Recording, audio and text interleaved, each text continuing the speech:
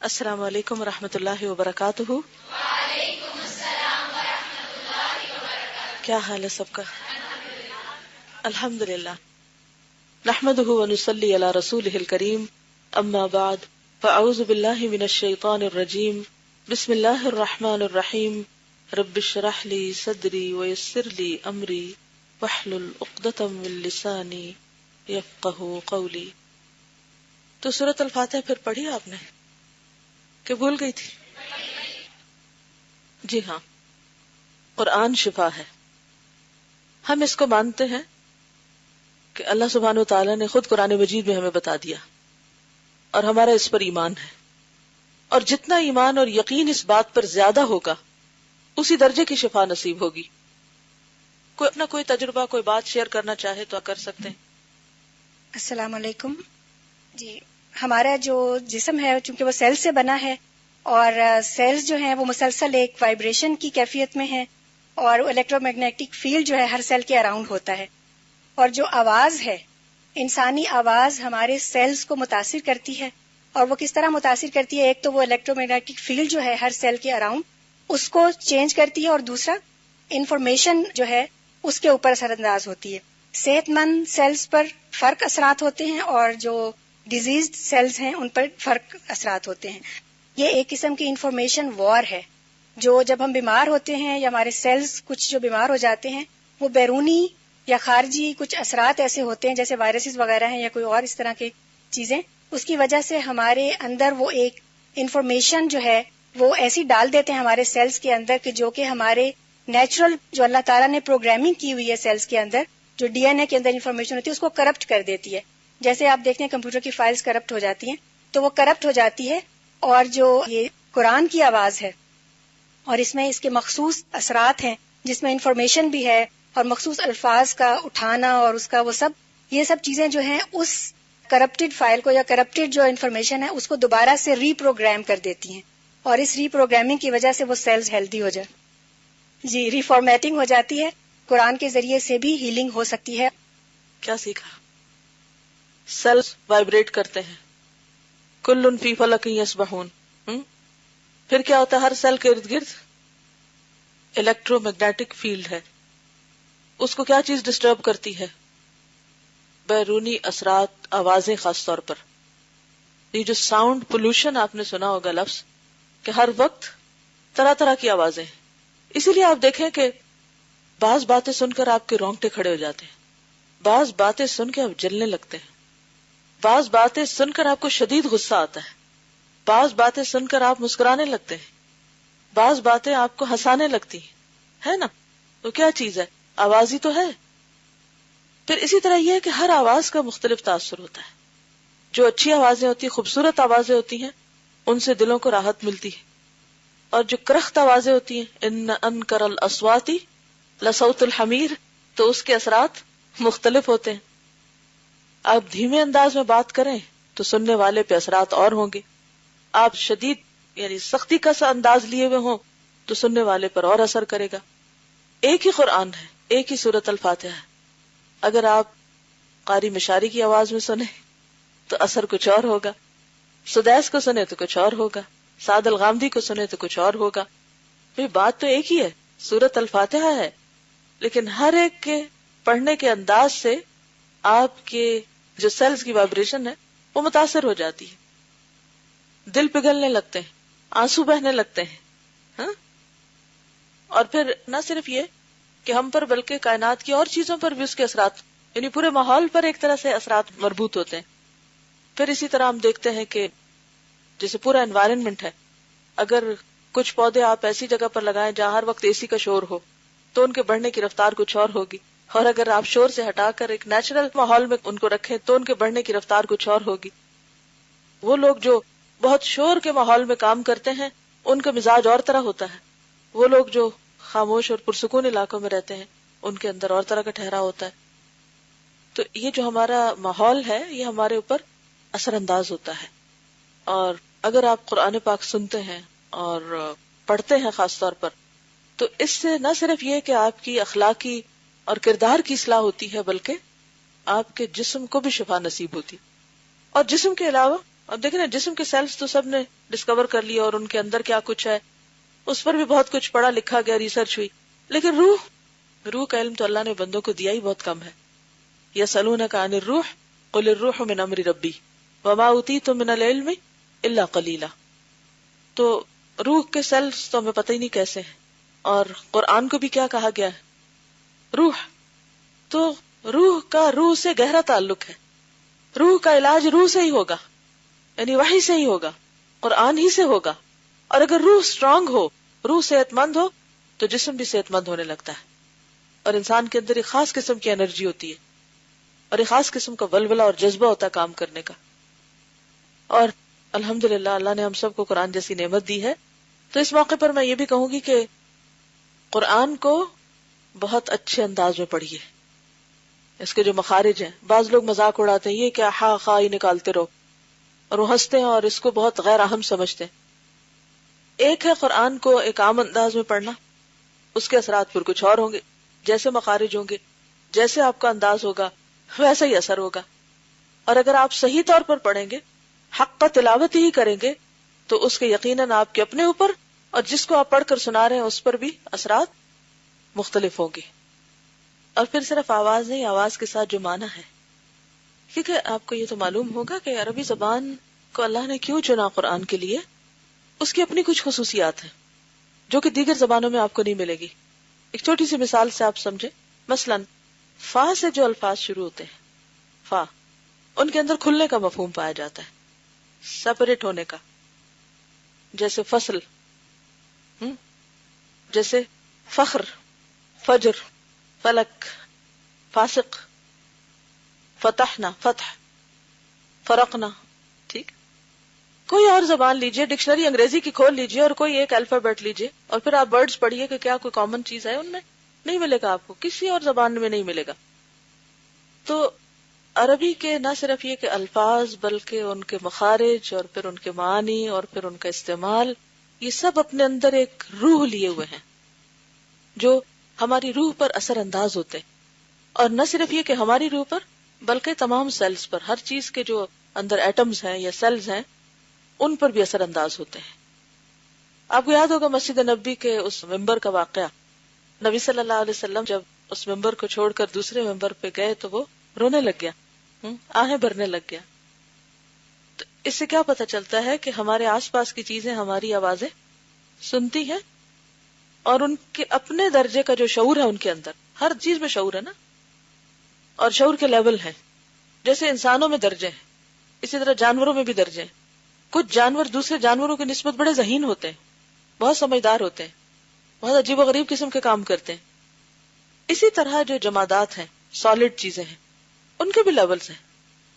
نباتات کے اندر، پودوں کے اندر سینس اور طرح ہے، یعنی سب سے زیادہ تو اللہ نے عقل انسان کو دی ہے. پھر جنات ہیں، پھر اسی طرح فرشتے ہیں، پھر اسی طرح جانور ہیں اور جانوروں کی مختلف قسمیں ہیں، ان کے اندر کی جو سمجھ بوجھ ہے. پھر اس کے بعد درجہ آتا ہے پودوں کا، جو لکڑی سے بنی ہوئی چیزیں جو ہیں. پھر اس کے بعد جمادات ہیں جیسے پتھر وغیرہ ہیں. اور پتھروں کی جو تسبیح ہے ان کے بارے میں بھی آپ نے سنا ہوگا. اور بخاری میں بھی ایک حدیث آتی ہے کہ جس سے ہمیں پتہ چلتا ہے کہ نبی صلی اللہ علیہ وسلم نے صحابہ کو بعض اوقات تسبیح سنوائی بھی، یعنی حتیٰ کہ جو چیز ہم چبا رہے ہوتے ہیں وہ بھی تسبیح کر رہی ہوتی ہے ایک طرح سے. ان کا اپنا اپنا انداز ہے. وَإِن مِّن شَيْءٍ إِلَّا يُسَبِّحُ بِحَمْدِهِ وَلَٰكِن لَّا تَفْقَهُونَ تَسْبِيحَهُمْ. تو ہم ایک ایسی دنیا میں رہتے ہیں کہ جو اللہ کی بنائی ہوئی ہے، ہماری بنائی ہوئی نہیں ہے. اگر ہم اس کو مس یوز کریں گے، ضائع کریں گے، اسراف کریں گے، تو یہ چیزیں قیامت کے دن انسان کے خلاف گواہی دیں گی. اور اگر ان کو اچھے کاموں میں استعمال کریں گے تو یہی چیزیں انسان کے حق میں گواہی دیں گی.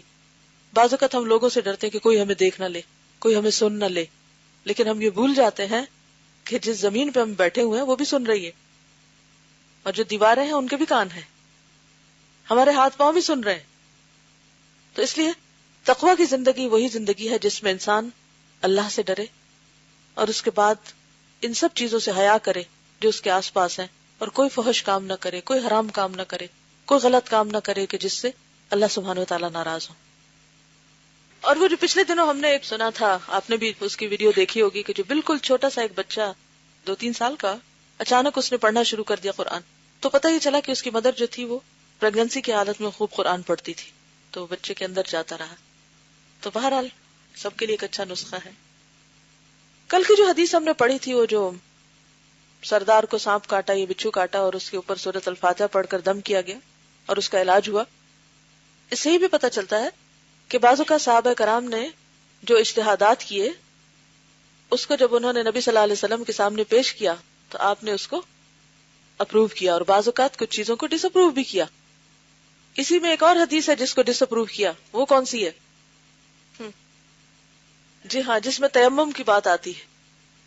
قتلوہ قتلہم اللہ، ان کو آپ نے ڈانٹا اور ان کو آپ نے شاباش دی، بلکہ آپ ہنسے بھی، ان کے ساتھ مزاح بھی کیا کہ ٹھیک ہے پھر میرا حصہ بھی لگاؤ.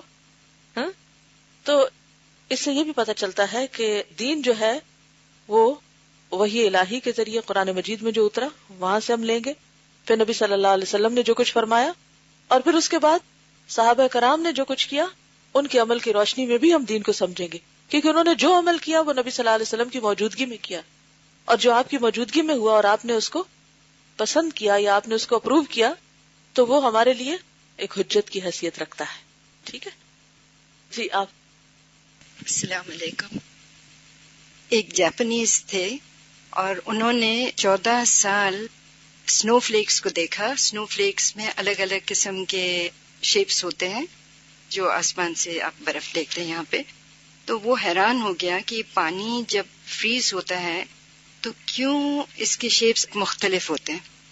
تو ہی kept experimenting with water and wondering how the shapes differed. Finally, after 14 years, وہ پریشان ہو گئے کہ یہ ضرور اس میں کچھ جادو ہے، اور وہ تنگ آ کے یہ ایکسپیریمنٹ چھوڑ دیے. اور اتفاقاً اللہ پاک نے ان کو کوئی مسلمان سے ملاقات کروا دی. تو مسلمان نے کہا دیکھیں جادو ہوگا اور پانی پر، لیکن زمزم پہ نہیں ہوگا، تو let's try freezing Zamzam and see the result. تو انہوں نے زمزم کو جب فریز کیا تو زمزم 2 بلاکس میں فریز ہو گئے. تو پھر یہ پریشان ہوئے، پھر انہوں نے بہت کچھ اور کیا. فائنلی کنکلوژن یہ ہوئی کہ ہم ایک مشین بناتے جس کے بیچ میں ہم قرآن کا کیسٹ چلائیں گے اور اطراف میں ہم پانی کو فریز کریں گے اور دیکھیں پھر کیا رزلٹ بنتا ہے. جس وقت اللہ کے خوف کے آیت آتے تو پانی پھوٹ جاتا عجیب عجیب شکلوں میں، اور جس وقت اللہ پاک جنت کا کہتے اور خوشیاں بتاتے تو اس وقت پھولوں کی شکل اور اچھی شکلوں میں پانی فریز ہوتا. تو یہ کسی نے کہا ہے، اللہ کرے صحیح. جزاک اللہ خیرن. اس میں بھی بیسک کانسیپٹ وہی ہے نا کہ آواز اثر انداز ہوئی. تو بہرحال یہ بیماریاں جو ہیں جس کا ذکر اس کتاب میں ہے، یہ ایسے نہیں کوئی وقتی بیماری، یہ ماحول کے اثرات سے اور بعض اوقات ڈیپ روٹیڈ ہوتی ہیں اور ان سے اتنی آسانی سے نکلا نہیں جا سکتا. اور کوئی منتر بھی نہیں ہوتا کہ ایک دم ہم چاہتے ہیں کہ اثرات ہوں، ایک دن ہم پڑھیں ایک دن ہم کچھ کریں اور فوری بعض اوقات ایسا ہو بھی جاتا ہے. اللہ تعالیٰ کے اذن سے سب کچھ ممکن ہے، لیکن انشاءاللہ جو آپ ساتھ پڑھتے جائیں گے اللہ تعالیٰ آپ کو طریقے سکھاتے جائیں گے کہ آپ اپنے مسائل سے باہر کیسے آئیں. سب سے پہلی اور اہم ترین بات کہ آپ ارادہ کر لیں کہ میں نے اس مصیبت سے نکلنا ہے، میں نے اس مرض کا علاج کرنا ہے، میں نے اپنے اندر سے اس کو اکھاڑ پھینکنا ہے. جب تک آپ نے، کیونکہ وہ پتہ کیا، وہ ایسا حسین خیال ہوتا ہے نا انسان کے اندر کہ جس سے نفس لذت پاتا ہے. تو انسان کی ویکنس یہ ہے کہ جن چیزوں سے انسان کا نفس لذت پاتا ہے، چاہے وہ حرام ہی کیوں نہ ہو، غلط ہی کیوں نہ ہو، مہلک ہی کیوں نہ ہو، وہ ایڈکشن ایسی ہوتی ہے کہ انسان خود ہی اس کو نہیں چھوڑنا چاہتا. تو سب سے پہلی بات یہ ہے کہ اگر آپ سمجھتے ہیں کہ آپ بھی کسی ایسی بیماری کا شکار ہیں تو پہلی بات ہے سچی نیت اور ارادہ کہ میں نے اس سے نجات پانی ہے اللہ کے اذن سے، میں نے اس کو چھوڑنا ہے کیونکہ یہ ہلاکت انگیز ہے. اور آپ دیکھیں کہ جب آپ فیصلہ کریں گے، آپ ارادہ کریں گے تو اللہ تعالیٰ آپ کے لیے راستے آسان کر دے گا اور یقیناً آپ اس سے باہر نکل آئیں گے. اس کا میں آپ کو یقین دلاتی ہوں کہ ہو نہیں سکتا کہ آپ کے اندر رہے اگر آپ کا ارادہ سچا ہو اور آپ وہ کریں جو قرآن آپ کو بتاتا ہے کرنے کے لیے. لیکن چونکہ ہم ہی سچے نہیں ہوتے، ہم کہتے تو ہاں یہ حرام ہے، یہ غلط ہے، یہ نہیں ہونا چاہیے، یہ مہلک ہے، لیکن جو ہی موقع ملتا ہے پھر فوراً اپنی اصل پہ لوٹ جاتے ہیں. تو سب سے پہلے آپ کو فیصلہ کرنا ہے. جی آپ. السلام علیکم ورحمۃ اللہ وبرکاتہ. کل کے لیسن سے ہی ایکسپیرینس ایک ڈائریکٹلی ریلیٹڈ ہو گیا کہ ایک تو بیماری ہوتی ہے نا عشق کی بیماری جس کا کل ذکر، ایک اور بیماری ہوتی ہے جو اکثر میں پائی جاتی ہے سیلف پٹی، خود پہ ترس کھانا. اور پچھلے 5 مہینوں سے میں کوشش کر رہی ہوں، تقریباً روز یہ سوچ کے سوتی ہوں کہ شاید میں کل الہدا جا سکوں، لیکن میں نہیں آ سکی. تو مجھے اتنا دل میں ہر وقت اس کمی کا احساس ہوتا ہے میں کیوں نہیں جا سکتی، سب لوگ آزاد ہیں، سب جا رہے ہیں، میں نہیں جا رہی. اور ہر وقت مجھے ایک غصہ اور ایک خفگی اور اس طرح ہوتا رہتا تھا. لیکن کل جب یہ جملہ استاذہ نے بولا کہ کسی کی جدائی یا کسی چیز کی کمی کو اپنے لیے برا نہ سمجھے، بعض اوقات ہم لوگ کچھ سچویشنز میں ٹریپ ہو جاتے ہیں، تو اس سچویشن میں بھی اگر آپ اپنی زندگی کا مقصد پورا کر رہے ہیں.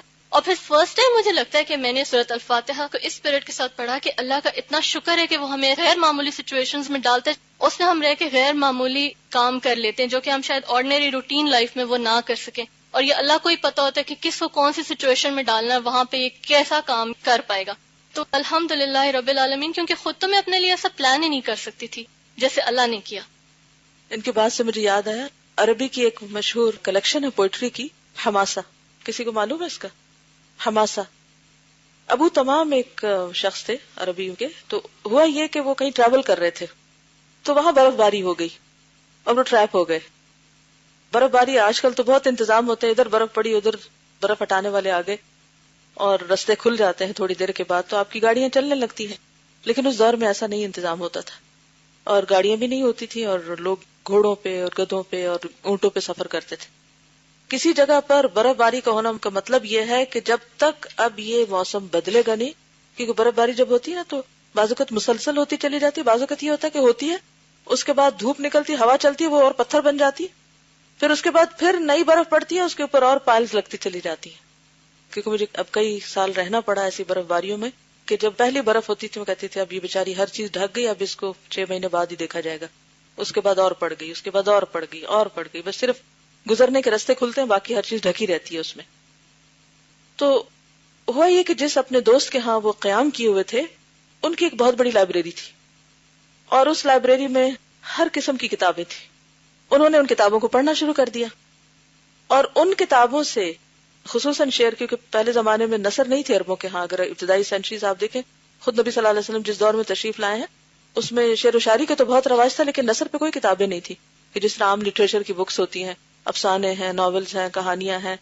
لیکن عربی میں ایسی چیز اس دور میں نہیں تھی، اور ابتدائی اسلام کی صدیوں میں بھی نہیں تھی، بہت کم چیزیں پائی جاتی ہیں. تو اسلام نے آ کے دروازہ کھولا کہ قرآن کی کمپلیشن ہوئی، پھر حدیث کی ہوئی، پھر ان سے علوم نکلے تو ان کے اوپر کتابیں لکھی گئی. اور جب کتابوں کا دور آیا تو انہوں نے کیا کیا کہ عربی شاعری کے جو بہترین شعراء تھے، ان کا جو بہترین کلام تھا، ان کا انتخاب کر کے ایک کتاب بنا دی. اور وہ اتنی زبردست کتاب ہے کہ آج تک ہر عربی زبان کے طالب علم جو لٹریچر پڑھتا ہے اس کو وہ پڑھنی ہوتی ہے. اور ایم اے کریں یا اسلامیات کریں، اس کے ساری تو نہیں لیکن کچھ نہ کچھ پورشنز پڑھنے ہوتے ہیں. اب یہ بھی اللہ کی ایک حکمت تھی نا، مصلحت تھی کہ اس شخص سے ایک کام کرانا تھا، اس کو ایسی جگہ پھنسایا لا کے کہ جہاں سے وہ نہ آگے جانے کا نہ پیچھے واپس پلٹنے کا. تو کبھی ایسا بھی ہوتا ہے. تو بات یہ ہے کہ ہمیں جس حال میں بھی اللہ رکھے راضی ہو جانا چاہیے، اور یہ سوچنا چاہیے کہ اس میں مجھ سے کچھ ایسا کروانا ہے جس کا فائدہ شاید آج مجھے نہیں معلوم، کل پتہ چلے. یہ جو مترجم ہے اس کتاب کے، ان کے بھی حالات کیسے تھے کہ ان کے پاس کچھ زیادہ نہیں تھا. کیونکہ انسان کے پاس جب زیادہ مال و دولت ہوتی ہے نا تو پھر انسان ٹک کے نہیں بیٹھتا، وہ کبھی کچھ کرتا کبھی کچھ، اور بہت سی خرافات میں پڑ جاتا ہے. مسکین کا لفظ کہاں سے نکلا ہے؟ سکنا. سکنا کا کیا معنی ہوتا ہے؟ ٹھہر جانا. تو جب انسان کے پاس بہت دنیا نہیں ہوتی نا تو ایک جگہ بیٹھ جاتا ہے، اور جب ایک جگہ بیٹھ جاتا ہے، اگر اس انسان کے اندر رتی بھی عقل ہے تو پھر وہ اس وقت کو ضائع نہیں کرتا، اس میں وہ کرنے لگتا ہے جس کی اللہ نے اس کو صلاحیت دی. اب اگر مادی حالات کسی کے اچھے نہیں ہو، لوگ اس کی طرف بہت توجہ نہیں کر رہے، تو اس شخص کو شکر کرنا چاہیے کہ میں لوگوں کی توجہ سے ہٹ کر بہت کچھ کرنے کے قابل ہوں. کیونکہ جب آپ پبلک فگر بن جاتے ہیں نا تو آپ کی اپنی کوئی لائف نہیں رہتی، پھر آپ کوئی زیادہ پروڈکٹیو کام نہیں کر سکتے. بہت مشکل ہو جاتا ہے کہ آپ واقعی کچھ ایسا پروڈیوس کر سکیں کہ جس سے نسلیں فیضیاب ہوں، تو اتنا ہی مشکل ہو جاتا ہے. جلالین کا نام سنا ہے؟ عربی کی تفسیر، قرآن پاک کی تفسیر. اس میں ایک تو تفسیر ہے مختصر سی، اور پھر اس کے اوپر حاشیہ ہے. جلال نام کے 2 شخص جنہوں نے کتاب لکھی تھی، جلالین تسنیہ کا صیغہ 2 جلال، تفسیر جلالین، یعنی 2 جلالوں نے جو تفسیر لکھی، جس میں سے ایک بہت مشہور ہے جلال الدین سیوطی. سیوطی نے جب یہ کتاب لکھی تو انہوں نے کیا کیا؟ سب کو چھوڑ دیا، سب کچھ چھوڑ کے نیل کے کنارے ایک الگ جگہ پہ چلے گئے. ان کے دوست جاتے، امیر جاتے، غریب جاتے، دنیا جاتی ان کے پاس اور ان کی منتیں کرتی، لیکن ہر ایک پہ دروازہ بند کر دیا انہوں نے. ان کا میں نے ملنا ہی نہیں کسی سے، سب کو ناراض کر دیا. کوئی کسی طرح ان کو مناتا، کوئی کسی طرح، لیکن انہوں نے کہا کہ نہیں. پھر کیا ہوا؟ انہوں نے جو کچھ پڑھا اس کا نچوڑ لکھا، اور آج جلالین ہر عربی مدرسے میں پڑھائی جاتی ہے. تفسیر جلالین جتنی پڑھائی جاتی ہے اتنی کوئی تفسیر نہیں پڑھائی جاتی. اور یہ کب لکھی گئی؟ تنہائی میں، سالیٹری کنفائنمنٹ میں، جو انہوں نے اپنے اوپر خود امپوز کی. تو ہوتا یہ ہے کہ شیطان ہمارا کھلا دشمن ہے اور وہ ہمیں کسی کام کا نہیں رہنے دیتا، اور خصوصاً اس جگہ جا کے حملہ کرتا ہے جو کام ہم کر سکتے ہیں اور کوئی اور نہیں کر سکتا، وہ ہم سے وہی کام چھڑانا چاہتا ہے. یہ بھی یاد رکھیے اس کی چال. اپنی خاص صلاحیت کو پہچانیے، وہ کون سی چیز ہے جو آپ کو اللہ نے دی ہے اوروں کو نہیں دی، اور پھر یہ دیکھیے کہ آپ اس چیز کو کہاں استعمال کر رہے ہیں. کیا اپنے آپ کو آپ ضائع تو نہیں کر رہے؟ اپنی ویلیو پہچانے، اپنی قدر پہچانے. جب آپ اپنی قدر پہچانیں گے نا، اور اپنی صلاحیتوں کو جانیں گے، اور پھر اپنے دشمن کو بھی پہچانیں گے، اور اپنے مہربان رب کو بھی پہچانیں گے، تو پھر اس کے بعد کیا ہوگا؟ اللہ سے مدد مانگتے ہوئے، دعا کرتے ہوئے آپ زندگی میں مرنے سے پہلے وہ کر جائیں گے جو آپ کو کرنا چاہیے. رات میری ایک اسکالر سے ملاقات ہوئی جو اب کافی بزرگ ہو چکے ہیں. پچھلے سال ان کا بائی پاس بھی ہوا، اور ابھی تک وہ قرآن پاک کا ترجمہ کر رہے ہیں. ڈاکٹر ظفر اسحاق انصاری جو ہے، یہ تفہیم القرآن جو ہے اس کی انگلش ٹرانسلیشن کر رہے ہیں. تو رات میں ان سے میں ملاقات کرنے کے لیے گئی. مجھے اتنی خوشی ہوئی دیکھ کر. میں دیکھ رہی تھی اور میں سوچ رہی تھی کہ کچھ لوگ ہوتے ہیں جو بڑھاپے میں آ کے ہر وقت یہی کہتے رہتے ہیں، ہم بوڑھے ہو گئے ہیں، اب ہم سے کوئی کام نہیں ہوتا، اب ہماری ریٹائرمنٹ کے دن ہیں، اور اب ہم. تو میں رش کر رہی تھی ان پہ کہ اتنا بڑھاپا، اتنی کمزوری، بیماری، سب کچھ. ان کی وائف بھی کافی سال پہلے ڈیتھ ہو گئی، بالکل تنہا ہے ایک طرح سے. ظاہر بچے ہیں لیکن اپنے اپنے کاموں میں ہے، اور اللہ تعالیٰ ان سے اتنا بہترین کام لے رہا ہے. اور میں یہی سوچ رہی تھی کہ کتنا خوبصورت ہے یہ بڑھاپا، کہ جس میں انسان وہ کر رہا ہے جو اس کے بعد جس سے نسلیں فائدہ اٹھائیں گی. تو میں نے پوچھا کہ آپ کا کام مکمل ہو گیا؟ کیونکہ جب پہلی جلد چھپی تھی تو انہوں نے اس وقت مجھے بھیجی تھی، اور اس کے بعد بھی وہ بھیجتے رہے. تو کہتے ہیں کہ 9th والیوم آ گیا ہے، یعنی زیادہ ہو گیا، کام تھوڑا رہ گیا ہے. ہم نے کیا پلاننگ کر رکھی؟ ہم نے بڑھاپا کیسے گزارنا ہے؟ جب میں بڑے لوگوں کو دیکھتی ہوں تو میں عام طور پہ سوچتی ہوں کہ کیا سوچ رہے ہیں، سو کیا سوچ کے زندگی گزارے ہیں؟ کیا زندگی کے دن کاٹ رہے ہیں بس؟ اللہ نے ان کو لمبی زندگی اگر دی ہے تو اس کا کوئی مقصد ہوگا نا. اور مقصد صرف یہ ہے کہ سارے ایک طرز کھاتا رہے ان پہ، اور یہ دیکھتا رہے ہاں ہمارے ماں باپ بےچارے بوڑھے ہو گئے ہیں اور وہ بھی بےچارے بنے رہے، اور پھر وہ کچھ نہ کر سکے، اور یا وہ اولاد کے غم کھاتے رہے، اور اولاد میں سے ایک ایک اپنے آ کے تو صرف پریشانیاں ان کو بتاتا رہے، اور ان کی اپنی کوئی زندگی نہ ہو، وہ کوئی مفید کام نہ کر سکے. کس قدر شیطان کا بہکاوا ہے. تو ہر شخص کو اپنی زندگی کے ہر دن کی قیمت پہچاننی، اور آج کی نہیں کل کی بھی سوچے کہ اتنے سال اگر مجھے فرضی عمر کر لیا کرے، کہ سپوز اللہ نے مجھے 60 سال زندگی دی تو میں کیا کیا کروں گی، 70 سال دی تو کیا کروں گی، 80 دی تو کیا کروں گی. اور ساتھ ساتھ دعا مانگا کر کہ یا اللہ مجھے ہوش و حواس میں رکھنا اور مجھ سے کچھ کام لیتے رہنا. اگر وہ شخص کام کر سکتا ہے تو میں کیوں نہیں کر سکتا؟ میں بھی کر سکتا ہوں. صرف یہ کہ ہمارے پاس کوئی ڈائریکشن نہیں ہوتی، اور ہم سیلف پٹی کا شکار رہتے ہیں اور اپنے آپ کو ضائع کرتے رہتے ہیں. اور یہ شیطان کا شدید حربہ ہے کہ انسان اپنی صلاحیتوں کو ضائع کر دے. ایک دن بھی زندگی کا ایسا نہیں جسے ضائع کیا جا سکے. آپ کی ساری دولت کیا ہے؟ آپ کا وقت، اور اسی کو ہم بیکار ضائع کرتے ہیں، سب سے زیادہ گنواتے ہیں، اور فضول اور کم تر چیزوں میں اور کم تر کاموں میں ہم اسے لگا رہے ہوتے ہیں. تو اللہ نے راحت کو، سکون کو، خوشی کو جنت میں رکھ دیا ہے. جو دنیا میں مل جائے اس پہ شکر کریں، جو نہ ملے اس کو کل کے لیے اللہ کے وعدے پہ یقین کرتے ہوئے رکھیں، اور آج اپنے وقت کو صحیح طرح استعمال کرتے جائیں. السلام علیکم. وعلیکم السلام.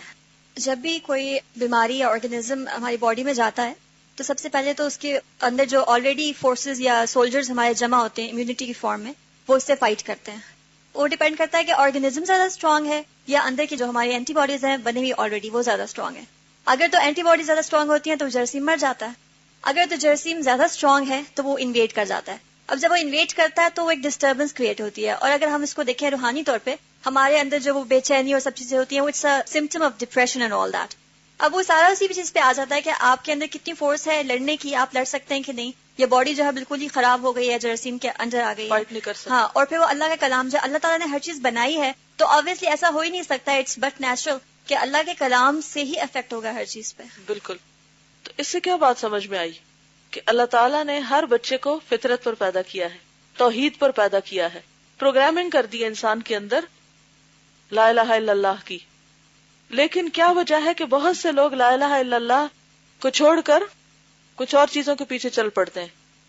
جی, ماحول کے اثرات, تربیت اور رنگ رنگ کی باتیں جو انسان اپنے آس پاس سے سنتا ہے, وہ جو انفارمیشن آتی ہے انسانوں کی طرف سے, شیطان کی طرف سے, وہ انفارمیشن, وہ جو ہماری فطرت کی انفارمیشن ہے اندر ہمارے اسٹورڈ, اس کو کرپٹ کر دیتی اور اس کے اندر اپنی انفارمیشن ڈال دیتی, جس کے نتیجے میں فساد شروع ہو جاتا ہے. اور وہ فساد بڑھتے بڑھتے پورے ذہن کو یا جسم کو یا جس چیز کو بھی فساد ہوتا ہے اس کو اپنے کنٹرول میں لے لیتا ہے.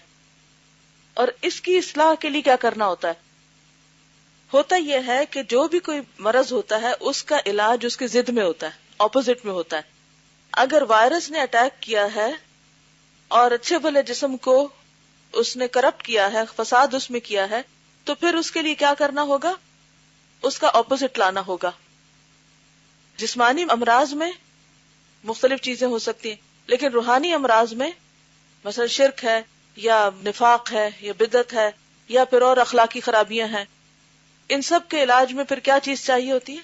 شفا کے لیے, فطرت کی طرف واپس لانے کے لیے پھر وہ اللہ نے وحی کے ذریعے جو کچھ اتارا ہے وہ انفارمیشن اس میں ڈالنے کی ضرورت ہے.